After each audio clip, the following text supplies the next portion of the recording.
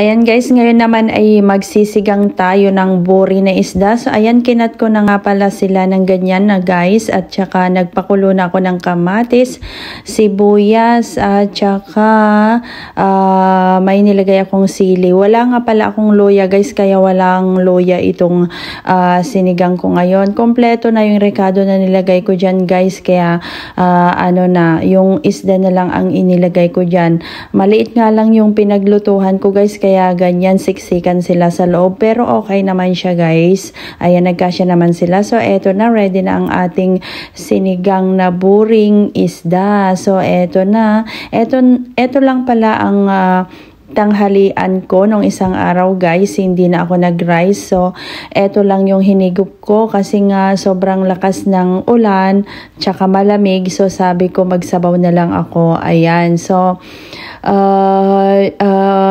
tamang-tama naman yung aking kinain guys, kahit wala na akong rice dyan kasi nga ilang piraso naman yung kinain ko guys na isda, syempre.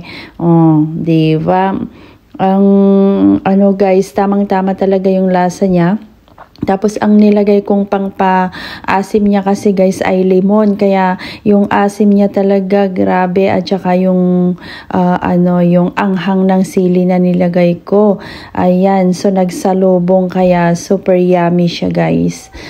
So, thanks for watching. Ito lang ang video natin for today. Ayan, late upload na nga lang ito, pero okay lang guys. Kasi minsan busy naman tayo, so hindi natin mai-upload agad. Thanks for watching.